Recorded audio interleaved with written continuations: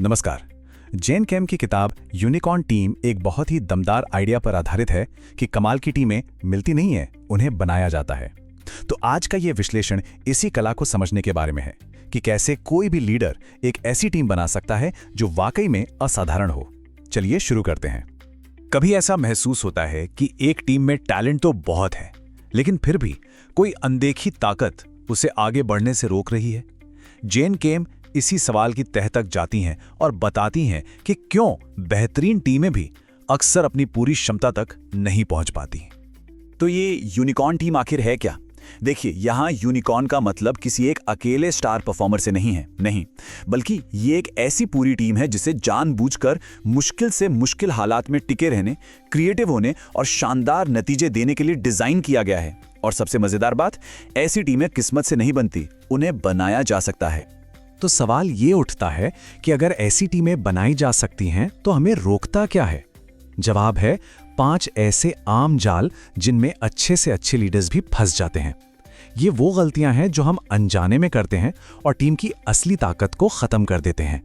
चलिए एक एक करके इन्हें समझते हैं। पहला जाल है स्टार परफॉर्मर पर हद से ज्यादा फोकस करना। जब सारा ध्यान और सारी तारीफें बस कुछ ही लोगों को मिलती हैं, तो टीम की जो एक साथ मिलकर काम करने की भावना है वो कहीं खो जाती है। इसका उपाय, ध्यान को एक इंसान से हटाकर पूरी टीम की जीत पर लाना। जब इनाम पूरी टीम को मिलता है तो साथ मिलकर काम करने का कल्चर अपने आप बनने लगता है। दूसरा जाल है धुंधलापन। जब टीम को ठीक से पता ही नहीं होता कि वो सब मिलकर किस मंजिल की तरफ बढ़ रहे हैं, तो उनका भटकना तो तय है। इससे बचने का तरीका है टीम के मिशन और उसके उसूलों को एकदम साफ पत्थर की लकीर जैसा बना देना। और हाँ, सिर्फ एक बार बताकर भूलना नहीं, बल्कि उसे लगातार दोहराते रहना ताकि सब एक ही दिशा में चलें। और ये एक ऐसी गलती है जो बहुत आम है। ये मान लेना कि टीम का कल्चर तो अपने आप बनी जाएगा। ये एक बहुत बड़ा धोखा है। सच तो ये है कि महान कल्चर कभी भी संयोग से नहीं बनते। उन्हें एक स्ट्रैटेजी की तरह सोच समझकर बड़े ध्यान से डिजाइन किया जाता है। अगला जाल है माइक्रो मैनेजमेंट। ये सीधे सीधे भरोसे की कमी का नतीजा है और ये टीम की क्रिएटिविटी और नए आइडियाज को दीमक की तरह चाट जाता है। तो सही रास्ता क्या है? टीमों को काम करने की आजादी देना, यानी ऑटोनॉमी देना, लेकिन साथ ही उनकी जवाबदेही भी तय करना।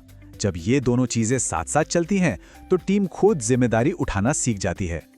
और पांचवा और आखिरी जाल है फीडबैक को लेकर। ज्यादातर टीमें या तो फीडबैक से बचती हैं या फिर बस साल में एक बार ऊपर से नीचे आने वाले फीडबैक पर निर्भर रहती हैं। यूनिकॉर्न टीमें ऐसा बिल्कुल नहीं करती। वो एक ऐसा सिस्टम बनाती हैं जहां फीडबैक लगातार और दोनों तरफ से आता जाता रहता है। ये एक तरह की बातचीत है जो टीम को तेजी से सीखने और बेहतर होने में मदद करती है। तो इन 5 जालों से बचना कैसे है? इसका जवाब सिर्फ तरीकों में नहीं, बल्कि सोच में है, माइंडसेट में है। अब हम उस एक बड़े बदलाव की बात करेंगे जो इन सभी समस्याओं का हल है, और वो है एक ऐसी संस्कृति बनाना जिसे इरादे से जानबूझकर गढ़ा गया हो। ये इस किताब का और शायद इस पूरे विश्लेषण का सबसे जरूरी मैसेज है। टीम कल्चर कोई ऐसी चीज नहीं है जो बस अपने आप हो जाती है। ये एक बगीचे की तरह है। इसे बनाने और संवारने के लिए रोज मेहनत, ध्यान और एक पक्के इरादे की जरूरत होती है। अच्छा, तो इरादे से बनाने का मतलब क्या है? इसका सीधा सा मतलब है ऐसे सिस्टम, ऐसे व्यवहार और ऐसी आदतें बनाना जो टीम के मूल सिद्धांतों को रोजमर्रा के काम में जिंदा रखें। ये सिर्फ दीवारों पर अच्छे अच्छे शब्द लिखने के बारे में नहीं है, बल्कि उन्हें एक्शन में उतारने के बारे में है। चलिए अब इस आइडिया को एक्शन में बदलते हैं। ये किताब सिर्फ थ्योरी नहीं देती, बल्कि एक बिल्कुल साफ 5 स्टेप वाला एक्शन प्लान भी देती है। इसे इस्तेमाल करके कोई भी लीडर अपनी यूनिकॉर्न टीम बनाने का सफर शुरू कर सकता है। पहले 3 कदम एक मजबूत नींव रखते हैं। स्टेप 1, टीम के साथ मिलकर वो मूल सिद्धांत तय करना जो हर फैसले की बुनियाद बनेंगे। स्टेप 2, ये पक्का करना कि टीम में हर किसी को पता हो कि उसका काम टीम के बड़े लक्ष्य से कैसे जुड़ा है। और स्टेप 3, लोगों को फैसले लेने की पावर देना, लेकिन साथ ही जिम्मेदारी भी तय करना। यहां एक प्रो टिप है। जब टीम के उसूल तय करें तो उन्हें सिर्फ 3 से 5 सरल एक्शन ओरिएंटेड व्यवहारों में समेट दें। क्यों? क्योंकि इससे उन्हें याद रखना और रोज के काम में लागू करना बेहद आसान हो जाता है। 10 उसूलों की एक लंबी लिस्ट सिर्फ कंफ्यूजन पैदा करती है।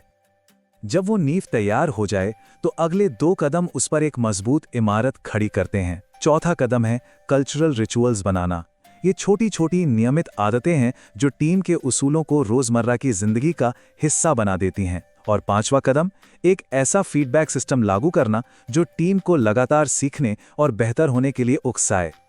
और ये रिचुअल्स या अनुष्ठान कुछ बहुत बड़े या मुश्किल नहीं होने चाहिए। ये हर हफ्ते टीम की छोटी बड़ी जीतों को सेलिब्रेट करने जितनी सरल चीज हो सकती है, या मीटिंग की शुरुआत में एक दूसरे को धन्यवाद कहना। यही छोटी छोटी आदतें टीम के अंदर एक मजबूत और पॉजिटिव कनेक्शन बनाती हैं। तो इन सभी बातों का निचोड़ क्या है? सब कुछ एक शब्द में सिमट जाता है, इरादा। एक महान टीम बनाने की असली ताकत लीडर के हर दिन लिए गए छोटे छोटे सोचे समझे फैसलों और कामों में ही छिपी होती है।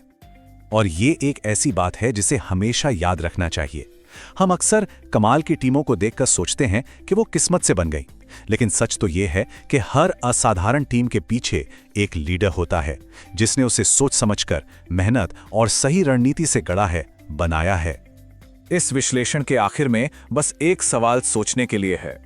किसी भी टीम के कल्चर को बेहतर बनाने के लिए इस हफ्ते वो कौन सा एक छोटा सा जानबूझकर उठाया गया कदम हो सकता है?